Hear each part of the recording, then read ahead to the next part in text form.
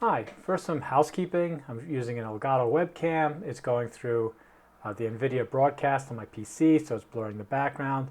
And I'm talking into a Shure SM11, which is I think the only two dynamic lavalier mics made, and this is one of them. Anyway, it's going into a Mode 2 something or other. Okay, that out of the way, explaining my junky image. So Marcus Pix turned me on to these camcorders, these Panasonic camcorders. So I bought this one, the Panasonic V785 used for $300 on Amazon, and I agree with him. It turns on very quickly, and the image is beautiful. So yeah, it's a great camcorder. But of course, the question I have to ask is, can I get my RE20 to work with the camcorder? Because I love good audio. Even though I'm bad at it, I love at it. I dream it. I aspire to it. I have my dreams. Anyway, so can I get the RE20 to work with the camcorder? Because the reason I want to use a camcorder is if I go out, I want to do like a quick video about something. I just want to quickly set up the camcorder and then talk into it. And I know it'll work with the lav. I know the mic on it will probably be okay. I added this fuzz, by the way. But what I really like is a nice dynamic microphone. Like this, or yeah, you know what's coming. Now I actually like the RE20 than the 7B, but hey, all religions are welcome on this channel. All right. So I wanted to set up these mics with this camcorder. But unfortunately, there are a lot of problems way before you even get into trying to plug in these mics to this camcorder. So I want to go through the problems with this camcorder, that you should know about before you go and get one. And then I'll go into how I solved it. And the TLDR of this is that it was solved. I've been able to solve it using the Comica Linkflex AD1. And you just plug this into the microphone. It's a true preamp. You just turn it on. And a light will come on, which is very good and very important because it's powered by these watch light batteries, coin batteries. This is a CR2032. So you want to have some of these on hand because I bet preamping a large condenser, large diaphragm dynamic microphone is going to take a lot of energy. So anyway, it uses these things. It's easy to put in and out, so that's not a big deal. And I just tape the wheel because these wheels move around and you don't want them to move around. And I generally always want to set below maximum gain because that leaves too much noise, but I'm getting to the weeds here, right? Anyway, you can stop watching the video now. If you want to use a dynamic microphone, this is like a little over $30 at B&H, and yeah, it works, so it's great. Okay, so the problem with with this particular camcorder, there are many problems. The first one, when I got the V981, the 4K version of this camcorder, and I plugged in the external mic, I couldn't get it to work.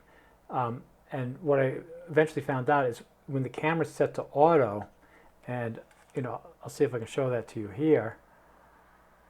I just want to show you like how this is a problem, like how slow the screen is. Okay, so then I go up, mic level. So if it's set to auto, get my thumb out of the way. If it's set to auto, it's not going to work, and that's how it comes from the factory. So you have to set it to this. I set it to no, automatic gain control, and auto, and then you can move these down. It's just very slow, and that's what you have to do. But a big problem with this thing is that, I should have the background blurred, right? Is that when you then, oh, see, that's interesting. So look at this. I'm learning something new every time. Come on, NVIDIA, let them see. Let them see. Maybe I got to get in the picture.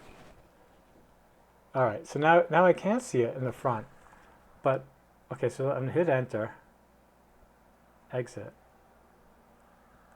But when you're in the front, you can't just get the menu back. Like the touchscreen doesn't work when so you have to start this way. So there are a bunch of like bugs in this thing. Anyway, so that was the first problem. So I sent the V981 back because I think it just couldn't work with. There's a bug using external microphones because sometimes it works, sometimes I didn't know what I was doing. Anyway, I figured it out now. And you can't set the external gain until you plug in the mic. Like it has a memory for when external mic is plugged in and when it's not. which is, to me, that shouldn't be that way. However you set the gain, it should be whatever it's for this mic or the internal mic. But anyway, it has that, and so that was a problem. That's why I sent it back. And this camera at 1080 is just as good as the 981, and I only really need 1080, so why spend the extra $500? So anyway, that's the first problem of of using this, is that you really have to always remember to plug in the mic, go into the gain, and then the gain that'll show here when you're recording is hotter than when you're actually configuring it in the control, and it's another little like weirdness of the camera. And I have my list. Let me go look and make sure I'm not forgetting anything in the list. Okay, so the biggest one, when you plug in a cable, is that you can't close the screen. That's a super almost deal breaker. And then the second thing is that you can't go and change the audio settings first. You have to plug in the mic, then go do it. So that's the second thing, and it's funky about, it doesn't show the levels when the screen is pointed towards you. So when you're recording, you can't see the levels. You'd have to test first like this, and then turn the screen and go do it. So that's a pain. But anyway, I'm going to leave this this negativity behind. Okay. So the first mic I tried with it, I bought these on Amazon for 2 for $16. They're still available, and they look like the same lavs that Rode sells for $100. And the 2 for $16. Anyway, I plugged this in, and I liked it a lot. But I'm not a huge. It's not like I don't like lavs. I mean, lavs are great. I mean, 90% of YouTube videos are on lavs, right? So you can understand a person with the lavs totally fine. But, again, I'm just, whatever, I'm a weirdo. So this worked fine, though. I had to set the gain in the camcorder down to like -30, so like almost no preamp gain. And then this one, worked fine. And then the second thing, to see if it could possibly work, well, of course, I tried to plug in the dynamics straight into the camcorder. And the levels showed that it was working. I was talking, I could see the levels, but when I listened to it, I was just hearing noise. So I've experienced this before. So just, tip for anybody that doesn't already know this, don't use the levels when you're first setting up microphones. Always listen, make sure it's working, and then you can sort of trust the levels. Because the levels can show you activity that's not really happening. I don't know why, but anyway, that's just my experience. So I thought it was working. It wasn't working. So you can't plug in large diaphragm dynamic mics into this camcorder. The next thing I tried, and this is, you'll laugh that I still have this. This is the Tascam Portacapture X6, which I totally tore apart half a year ago in my videos. The software is so freaking pathetic and horrible. It just really annoys me as a software engineer. But it still works. I mean, it's not like it doesn't work. It works fine. So anyway. I plugged in the mic into this, did a line out to the camcorder, and one nice thing about this is that you can say, oh, do line out mimicking a microphone. So that's sort of a nice feature about this. So I did that, and it worked great, but I don't want to carry this big thing around just because all it's doing is doing a little preamp work, right? So I don't really want this. I want something else. And then I bought this a while ago to do this in a different situation, the Saramonic Small Rig 2, but it doesn't work. I've never got it to work. I think the only thing it does with its battery is it applies a phantom power for condenser mics. So really all it is a phantom power to condenser mics. It isn't a true preamp. Anyway, I've never gotten to work. If you've gotten to work with dynamic mics, please let me know. I never got to work. So I was like, I can't believe nobody's made one of these things. Like it seems like a simple thing that you'd want, but again, Comica came out with it, and it's a little over $30, and it works great. And so I could plug in this. I'm going to show footage after this where you can see from each mic. I don't think I did the SM7B, but I'm sure it would work the same as this.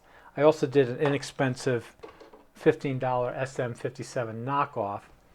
But the problem I had with this one is you could hear all like the movement noise as I rubbed the microphone or the cable.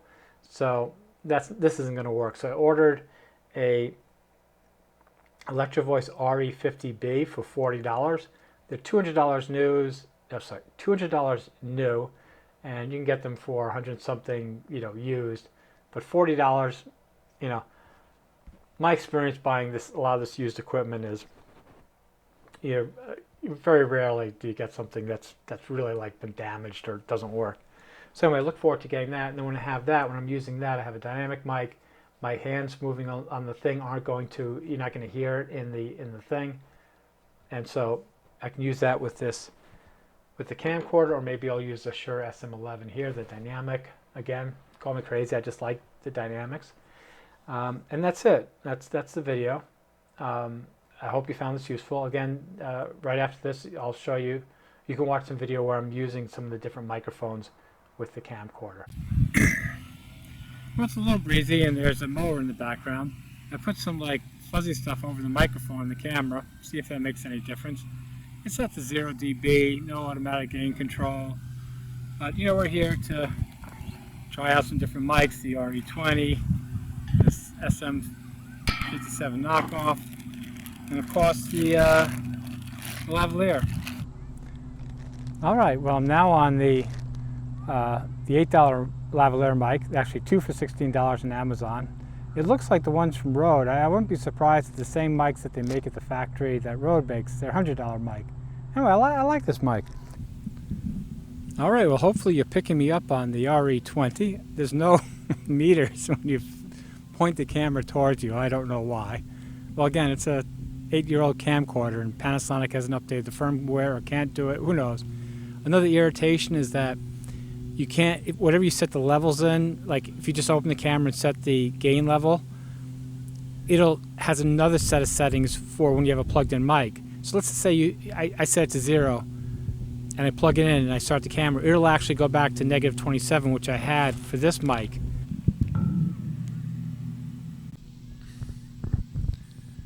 Okay, well, not surprisingly, the SM57 was starting to redline in the level.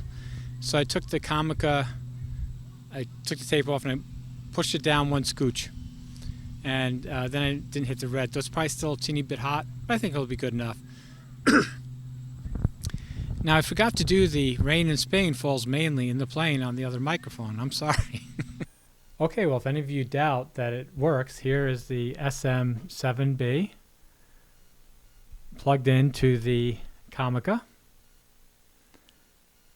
And, I set the level in the Comica and to where it's about probably like the 20 dB, where the camera's set to 0 dB. I could fuss with it some more, but I'm pretty sure that this audio is going to come out fine. So yes, you can take your Shure SM7B, your baby, or your RE20, whatever dynamic microphone you have. I mean, if it can run these microphones, it can run any dynamic microphones. And use this little Comica device, which weighs almost nothing. The cable obviously weighs something, but it's actually great how they give you a really long XLR cable. That could have been a real pain in the butt.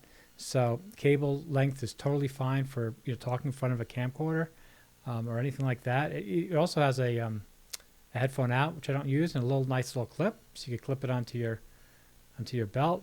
So yeah, Comica, great job. And so yes, proof that you can use a large diaphragm microphone with any inexpensive camcorder. Thanks for watching.